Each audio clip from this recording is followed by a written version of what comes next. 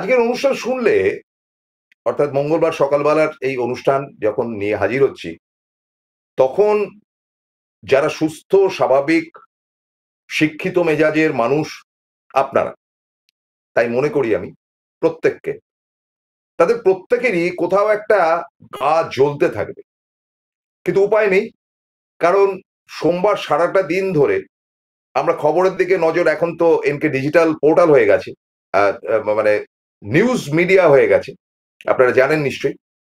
সেটা প্রথম শুভ সংবাদটা দিয়ে রাখি, কারণ সাংবাদিক হিসেবে এটা তো একটা প্রাপ্তি যে অনুষ্ঠান করছি যেখানে that is also a portal and news portal rather, যেটা দিল্লিতে এখন ঘরে ঘরে হয়েছে এবং তারা সৎভাবে কাজ করছে, যেটা আমরা করছি, সত্যিটা বলছি।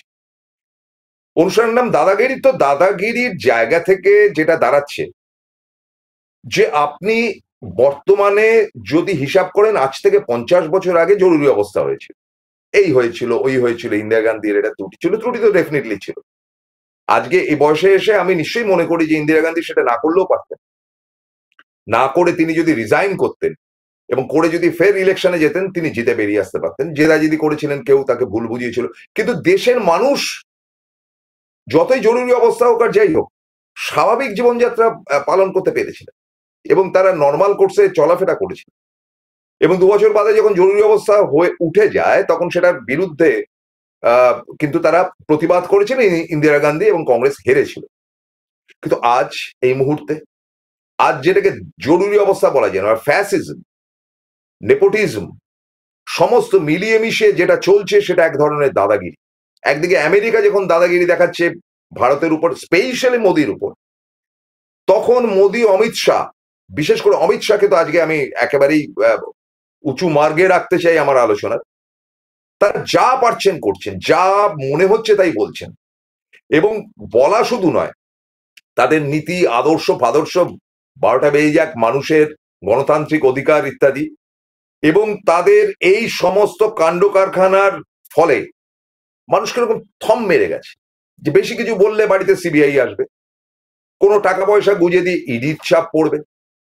এই যে ভয় দেখিয়ে, জুজুর ভয় দেখিয়ে দেশের লোককে স্তব্ধ করা, আমি মনে করি সেটা ফ্যাসিজম, যেটা হিটলার করেছে, স্টালিন করেছে, বা চীনের দেশগুলোতে আজকেও আছে, যে আপনি কোনো কথা বলতে পারবেন না, বা কিম জনের জায়গাতে রয়েছে। ফলে এই জায়গাটা থেকে ভারতবর্ষকে এখন বিশ্বের বৃহত্তম গণতান্ত্রিক দেশ তো বলা যাবেই না, বরং আমি বলতে রাজি আছি, এখন এই দেশে দাদাগিরি চলছে। কার দাদাগিরি? Straight away 2%, Narendra Modi, Amit Shah. এবং এটা বলার জন্য যদি জেল হাজত হতে হয়, হতে রাজি আছি, কিন্তু আজ মুখ খুলবই। মুখ খুলবো শুধু নয়, আজকে আমার বলার মধ্যে কিন্তু সেটাই থাকবে। So I am starting the punch.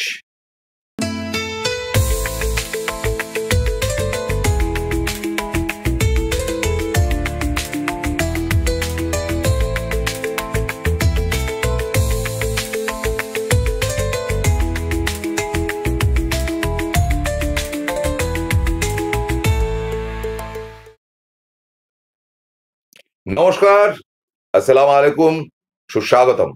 মঙ্গলবারের সকালবেলা আপনাদেরকে স্বাগত জানাই। দেখুন, সোমবার এমন একটি দিন গেল যে এখন তো আর লোকসভা নেই, এখন পুজো আচ্ছার ব্যাপারও নেই, প্রস্তুতিকরণ চলছে। ঠিক তার পূর্ব লগ্নে গত সপ্তাহে নরেন্দ্র মোদী এসে পশ্চিমবঙ্গ থেকে ঘুরে গেলেন, এবং তারপরে পরম্পরায় রাষ্ট্রপতি নির্বাচন নিয়ে তুঙ্গে এখন ব্যাপার ট্যাপারগুলো। এমন কথাও ভাসছে যে গতকাল রাত্রে যেটা প্রবীরবাবু বলেছেন, বা গতকাল সকাল, বা যাই হোক, মেমারিতে আসছে না, সেটা হচ্ছে যে এই রাষ্ট্রপতি নির্বাচন নিয়ে কুৎসিত কদর্য কথাবার্তাও কিন্তু প্রকাশ্যে আসছে, যেটা আজ অব্দি ভারতবর্ষের স্বাধীনতা উত্তর যুগে কোনোদিন হয়নি, কোনোদিন না। যে কেউ দাঁড়াতে পারে, এটা এমন একটি সম্মানীয় পদ, যিনি জিতলেন তিনিও সম্মানীয়, যিনি হারলেন তিনিও সম্মানীয়। তারা সম্মানের সঙ্গে ভোটে দাঁড়াচ্ছেন, হার জিত তো আছেই। তারপরে তারা কি করলেন সমালোচনা হলো, সেটা পরের ব্যাপার, পরে।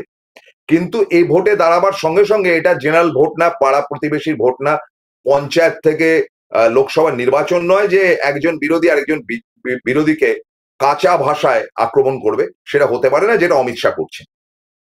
তার জমানা, এই জমানার মস্তানি, এগুলো তো লোয়ার ডিভিশনের লোকেরা করে। আমার পাড়াতে গেদু বড়াল বলে একজন ছিল, কলার চেপে ধরেছিলাম একবার, তার দাদাগিরি ছিল সিপিএম আমল। তো এখন এনার দাদাগিরি যেভাবে চলছে, ইনি হচ্ছেন গিয়ে সারা ভারতের পুলিশ মন্ত্রী, স্বরাষ্ট্রমন্ত্রী। এনার 19 থেকে 20 হলে তিনি পাঠিয়ে দিচ্ছেন লোকের বাড়িতে সিবিআই ইডি, এবং এইভাবে তিনি টিকে আছেন। এবং চাপ সৃষ্টি হচ্ছে যখন আমেরিকা থেকে, যখন আরএসএস থেকে, তখন তাদের টার্গেট পয়েন্ট কিন্তু ডেফিনিট করেই অমিত শাহ। এবং অমিত শাহর এই দাদাগিরি দলের অভ্যন্তরে পছন্দ নয় অনেকের, কারণ অমিত শাহর ইচ্ছে মতো মন্ত্রিসভা পাল্টাচ্ছে, অমিত শাহর ইচ্ছে মতন বিভিন্ন রাজ্যের বিভিন্ন মুখ্যমন্ত্রী হচ্ছেন, এবং পুরোনো দিনের মুখ বা দীর্ঘদিনের লড়াকু লোকেরা ভেগে যাচ্ছে। তাহলে কি অমিত শাহকে কোনোদিন আরএসএস করেনি? করতেই পারেন। প্রেসিডেন্সি কলেজ থেকে যারা পাশ করে সবাইকে ভদ্রলোক হয়? তার মধ্যে কি অভদ্র বা ছোট লোক টাইপের লোক হয় না? নিশ্চয়ই হতে পারে। তো সুতরাং এটা তো ধরে নেওয়া যেতেই পারে যে সর্বত্র ভালো এবং মন্দ আছে, মন্দের সংখ্যা কম থাকে, কিন্তু এই মন্দটি কিন্তু একেবারে ভয়াবহ মন্দ। আমি এক এক করে আসছি আপনাদের কাছে এই দাদাগিরির বা রংবাজির কথা। দেখুন, আমি প্রথমেই একটা কথা বলি যে নরেন্দ্র মোদী আগের দিন এসে আমাদের এই দমদমে তিনি ভাষণে যেটা বললেন যে পশ্চিমবঙ্গ এবং বাঙালিকে উজ্জীবিত করার জন্য এবং তাদের জন্য লড়াই করে পশ্চিমবঙ্গ সৃষ্টি করার কর্তাটির নাম হচ্ছে শ্যামাপ্রসাদ মুখার্জি। কুৎসিত মিথ্যা কথা। মানে শ্যামাপ্রসাদকে তুলে ধরার জন্য যা যা করা সম্ভব এরা তাই করছে। শ্যামাপ্রসাদ মুখার্জি কে? ডেফিনেট করে তিনি শিক্ষিত মানুষ, নো ডাউট বড়লোক বাড়ির মানুষ। তার বাবা 14 পুরুষ যাদের খবর শুনেছি তারা প্রত্যেকেই শিক্ষিত ছিলেন, বাবু ছিলেন, কলকাতার বাবু। তারা কোনোদিন ব্রিটিশের বিরুদ্ধে একটা ট্যাপও করেননি। শ্যামাপ্রসাদের বাবা আশুতোষ মুখার্জি স্যার উপাধি পেয়েছিলেন ব্রিটিশদের তল্পিবাহক হয়ে, এটা তো লোকে বলে। শ্যামাপ্রসাদ তার থেকেও 1 ডিগ্রি উপরে গিয়েছিলেন। তিনি যখন কলকাতা বিশ্ববিদ্যালয়ের ভাইস চ্যান্সেলর হয়েছিলেন তখন ব্রিটিশের বিরুদ্ধে আন্দোলনকারীদের ধরে পেটানো হয়েছিল শ্যামাপ্রসাদের কল্যাণে। তিনি নাকি বাংলাকে উন্নতির পথে নিয়ে গেছেন। মোদির কথা বিশ্বাস করতে হবে? নরেন্দ্র মোদী বলবে এই বাংলার জন্য দায়ভাগ শ্যামাপ্রসাদ মুখার্জি? তাহলে আমার প্রশ্নটা হচ্ছে যে রবীন্দ্রনাথের ভূমিকা কি ছিল? আমি এক এক করে বলছি। তাহলে ছেড়ে দিন অন্য দিকের কথা। নেতাজি সুভাষ আজ দেশের জন্য কোথায় গিয়ে হারিয়ে রয়েছেন, তার ভূমিকা কি ছিল? পশ্চিমবঙ্গে প্রবেশ করে প্রথম তো নেতাজিকে নমস্কার করা উচিত, স্বামী বিবেকানন্দকে প্রণাম করা উচিত। তার বক্তব্যের মধ্যে কোথায় স্থান পেয়েছে শ্যামাপ্রসাদের আগে? সব বাদ দিন, ডক্টর বিধানচন্দ্র রায়ের পায়ের তলায় শুয়ে থাকার মতন যোগ্যতা নরেন্দ্র মোদীর নেই। ডক্টর বিধানচন্দ্র রায়ের পায়ের তলায় শুয়ে থাকার যোগ্যতা নরেন্দ্র মোদী কেন তার বিজেপি দলের কারণ নেই? তিনি বললেন শ্যামাপ্রসাদ মুখার্জি, একবারও তার মুখ থেকে বিধান রায়ের নামটা শুনেছেন? এটাই হচ্ছে কি দ্য কালচার অফ বিজেপি। মানে আমি বাজপেয়ীর আমলে বিজেপি বলছি না, আমি আদবানি আমলের বিজেপি বলছি না, বর্তমানে নরেন্দ্র মোদীর বিজেপি 2014 থেকে যারা ক্ষমতায় এসে একদল অশিক্ষিত গুন্ডা এবং ফালতু লোকের ভিড়ে ভরা এই বিজেপি, এবং এদেরকে মানে মস্তান বলবো না দাদাগিরি বলবো। সৌরভও দাদাগিরি করে, কিন্তু এই দাদাগিরি হচ্ছে কি ওই পাড়ার বললাম না গেদু বড়াল, এটা মার্ডার হয়ে গেছে অলরেডি, মরে গেছে। তো তাদের রংবাজি দেখতাম না, তোলাবাজি করতো, এটা দিতে হবে নইলে তুলে দেবো, এটা ভদ্র একটু ভাষায়। মানে দেখুন, আপনাদেরকে বলি পার্টলি যে নরেন্দ্র মোদীর প্রত্যেক দিন লোকসভা থেকে শুরু করে বিভিন্ন মঞ্চের একটাই টার্গেট, জওহরলাল নেহেরুকে কি করে খাটো করা যায়। আরে জওহরলাল নেহেরুর পায়ের ধুলো নেওয়ার যোগ্যতা আজ অব্দি বিজেপিতে যত লোক এসে কারুর হয়েছে? বাজপেয়ী যাকে গুরু মানতেন, বিজেপির জন্ম ইতিহাস থেকে তাদের আগের হিন্দুইজম থেকে কারুর জওহরলাল নেহেরু পায়ের নখ ছোঁয়ার যোগ্যতা কারুর ছিল?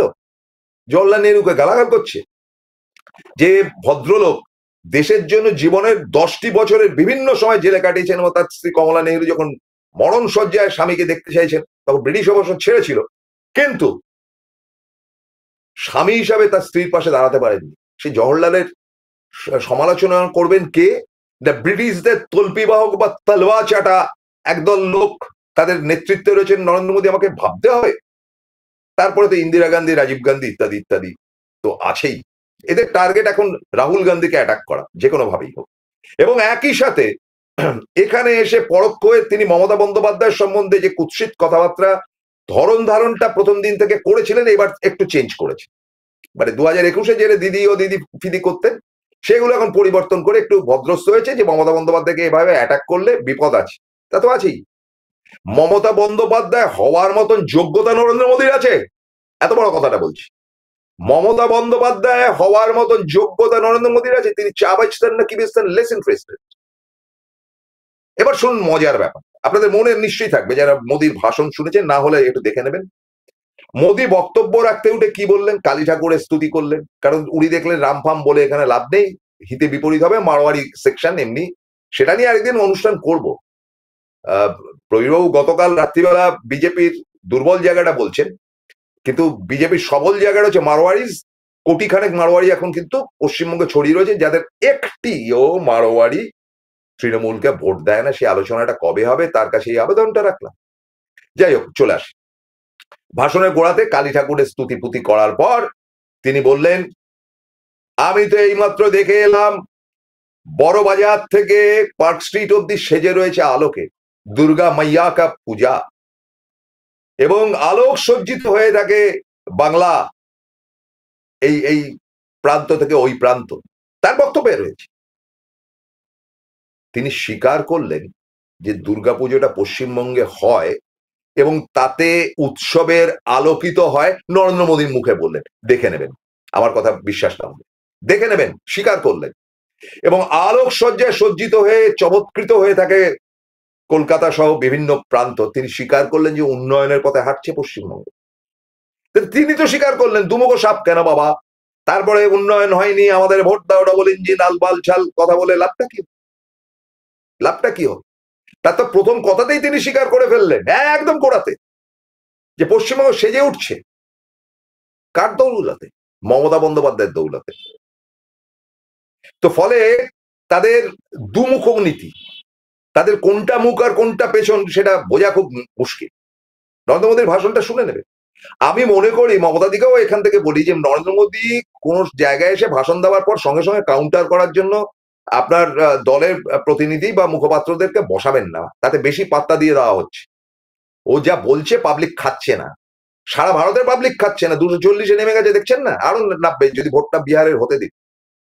এরপরে যে ঘটনা পরিক্রমা যাচ্ছে, আপনারা তো জানেন যে আমরা দিনের পর দিন বলেছি যে কি চলছে আর না চলছে। এর মধ্যে যে ঘটনাটা ঘটেছে সেটা হচ্ছে রাষ্ট্রপতি নির্বাচনে যারা যারা ইন্ডিয়া জোটে নেই তাদের অনেকেই কিন্তু নিজেদের আগ্রহে সুদর্শনজি, প্রাক্তন জজ জাস্টিস, তাকে ভোট দেওয়ার জন্য প্রস্তুতি নিচ্ছে। এমনকি চন্দ্রবাবু নাইডু থেকে শুরু করে বিহারের একটা অংশ তারা ভোট দিচ্ছে বা ভোট দেওয়ার জন্য প্রস্তুতি নিচ্ছে। ইতিমধ্যে থ্রেট শুরু হয়ে গেছে, অমিত শাহ ফিল্ডে নেমে গেছে, এবং শুধু নামেই নি, ইডি সিবিআই ইত্যাদি ইত্যাদি শুরু হয়েছে। তো গতকাল আপনারা দেখেছেন যে একজনের বাড়িতে ইডি হামলা করে তাকে গ্রেপ্তার করে নিয়ে চলে গেল। তার দোষ কি গুণ আমি কিছু বলবো না, তৃণমূলের নেতা না বিধায়ক কি যাই হোক, যদি দোষ হয় তার শাস্তি হোক, যদি দোষ না হয় তাকে নাটকীয় ভাবে তুলে নিয়ে যাওয়া হলো উইথ মিডিয়া। আমার প্রশ্নটা হচ্ছে সিবিআই যাক বা ইডি যাক, সঙ্গে মিডিয়াকে নিয়ে যাচ্ছে কেন?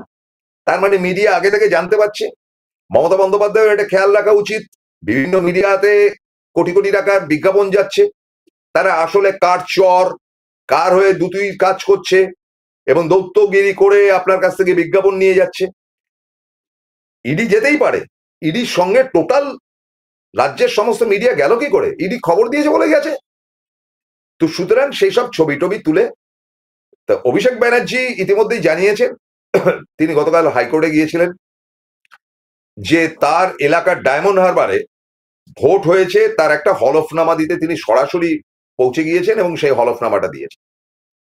তো এই অবস্থাতে ইডি সিবিআই এর থ্রাস্ট এবং জোর জবরদস্তি বিহারে হবে, পশ্চিমবঙ্গে আরো অ্যারেস্ট হবে, আরো নেতা ইত্যাদিদেরকে অ্যারেস্ট করা হবে, আরো নানানভাবে বিপদে ফেলা হবে। কিন্তু ওই যে গবাই সাহেব বসে আছেন, মারাঠি শেঠ, যাকে আমি স্যালিউট জানাই বিচারপতির আসনে, তিনি যতক্ষণ আছেন অন্তত ভারতবর্ষের গণতন্ত্রের ক্ষুদ্রমাত্র যদি কিছু থেকে থাকে সেটা বেঁচে আছে। আর দাদাগিরি, এবার যে দাদাগিরির ঘটনা বলবো, সচকিত এবং চমকিত হয়ে যাবেন এবং বিচার চাইবো আপনাদের কাছে, আপনাদের বিচার করতে হবে।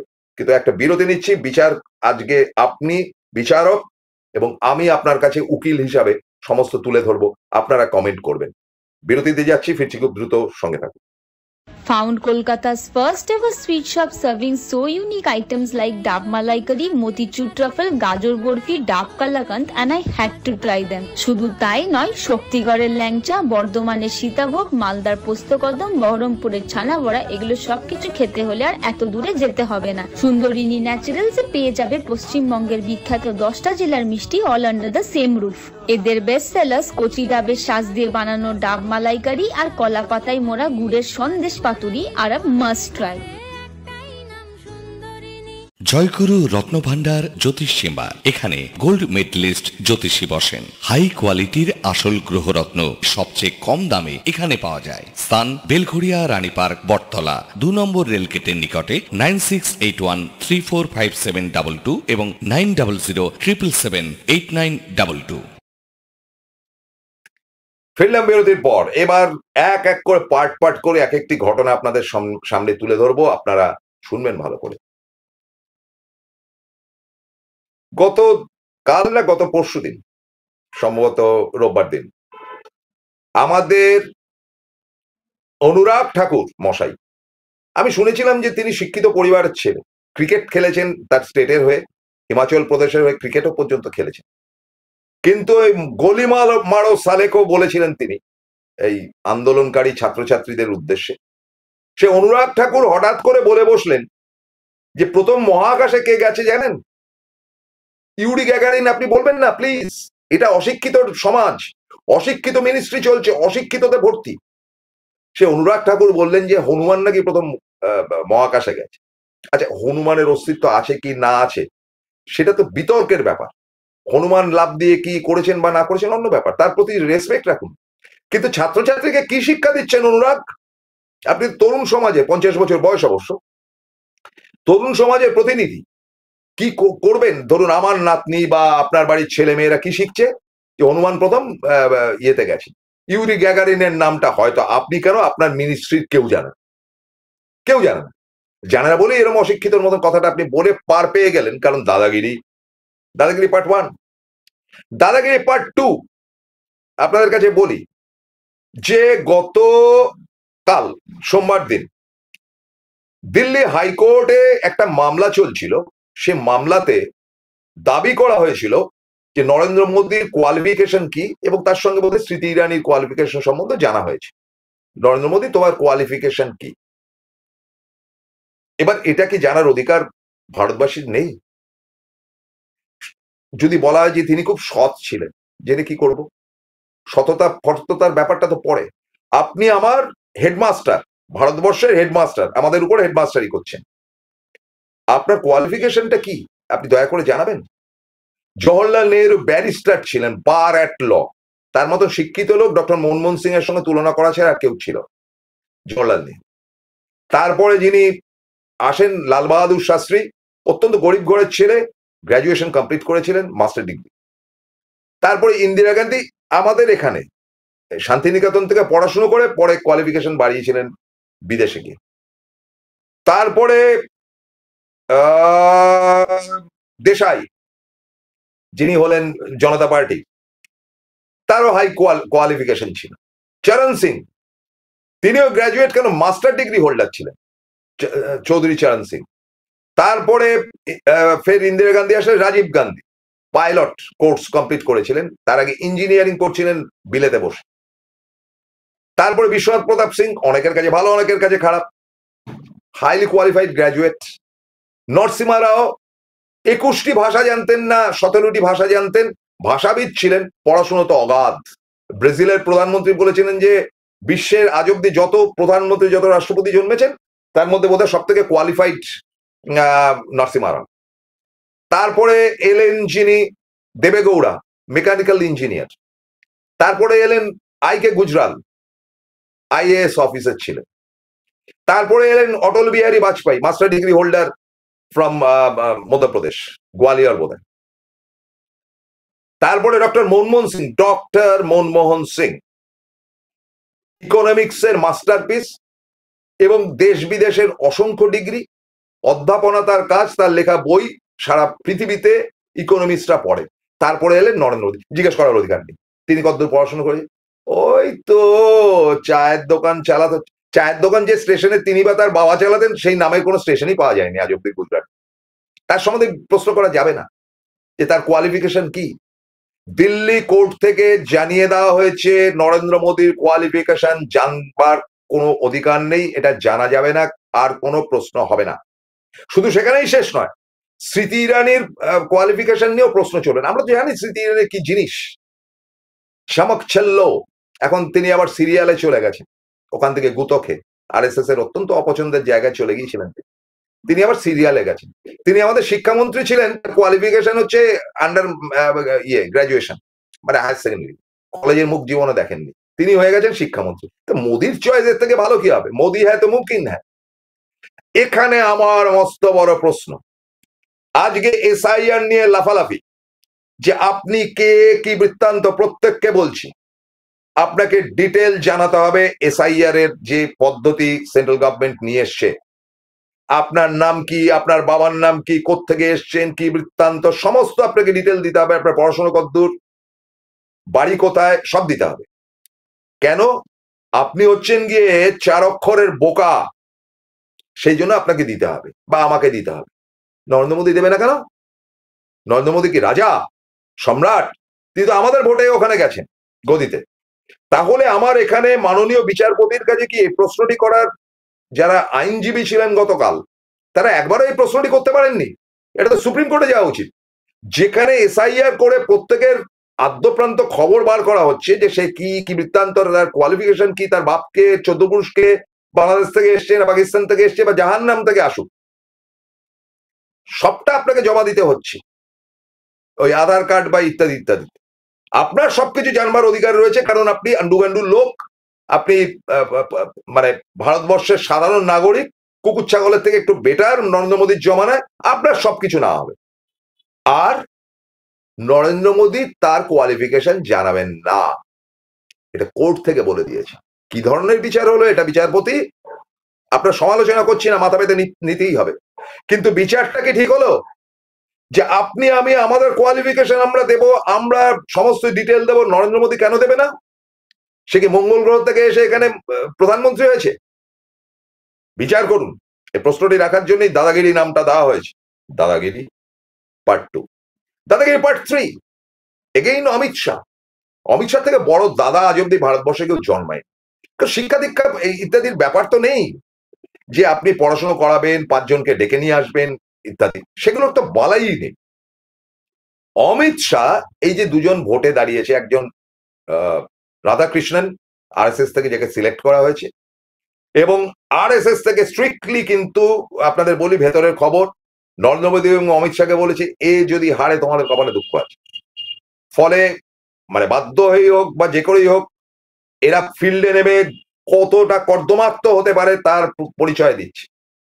রাষ্ট্রপতি উপরাষ্ট্রপতি নির্বাচন, এই গতকাল প্রবীরবাবুর ইয়েটা দেখছিলাম, প্রাক্তন উপরাষ্ট্রপতি ধানকার কোথায় উধাও, এবং ধানকার কোথায় উধাও এমন একটা দিনে প্রবিদ্যা করলেন সকালবেলা, যে দুপুরবেলা থেকে খবর বেরোতে আরম্ভ করলো যে অমিত শাহ জানাচ্ছেন ধানকার কোথায় আছে, আপনাদের ভাবনা চিন্তা করার দরকার নেই। কেন দরকার নেই? দেশের প্রাক্তন উপরাষ্ট্রপতি কোথায় আছে জানার দরকার নেই? প্রবীরবাবু তো প্রশ্ন করেছে, তার তো উত্তরটা অমিত শাহ তাই দিয়েছে, যে জানবার অধিকার নেই কারো। দাদাগিরি। এরপরে যেটা হয়েছে, যে ভোটাভুটিটা এমন একটা জায়গায় গেছে যে সমস্ত যে বিরোধী দলের ছোট ছোট প্রত্যেককে থ্রেট করা হচ্ছে, বাড়িতে সিবিআই পাঠিয়ে দেবো, ইডি পাঠিয়ে দেবো, তুমি টেকো কি করে দেখবো, বাজে কেস খাইয়ে দেবো। তো এই যে কেসকামারি খাওয়ার জায়গা, এইখান থেকে ক্ষান্ত না হয় তিনি তো বুঝতে পারছেন হাওয়া খারাপ। তিনি দুম করে যেটা বললেন, আজ অব্দি ভারতবর্ষের ইতিহাসে এত নক্কারজনক কথা কেউ বলেনি। তিনি বলেছেন কে এমন বিচারপতি দাঁড়িয়েছেন কোট অ্যান্ড কোট, মানে সুদর্শনজির সম্বন্ধে, সুদর্শন রেড্ডির সম্বন্ধে বলছি, যে তিনি তো ভুলভাল জাজমেন্ট দিয়েছিলেন। ওই যে মাওবাদীদের জন্য 2020-তে যে জাজমেন্টটা দিয়েছিলেন, তিনি সরাসরি বিচারপতির সমালোচনা করলেন এবং বললেন যে সেই জাজমেন্টের জন্য একে চিনে রাখুন, মানে একে ভোট দেবেন না। তাহলে আমার প্রশ্নটা হচ্ছে, প্রাক্তন বিচারপতি তো বিচারপতি বটেই, জাস্টিস, ধরা যাক জাস্টিস একে বাসু একজন ছিলেন এখানে, জাস্টিস একে বাসু তিনি যখন বেরিয়ে যাবেন তার ব্র্যাকেটে লেখা থাকবে রিটায়ার্ড। কর্নেল পিকে বোস বা পিকে ঘোষ, তিনি যখন রিটায়ার করবেন তখন লেখা থাকবে কর্নেল পিকে ঘোষ ব্র্যাকেটে, শেষের ব্র্যাকেটে রিটায়ার্ড।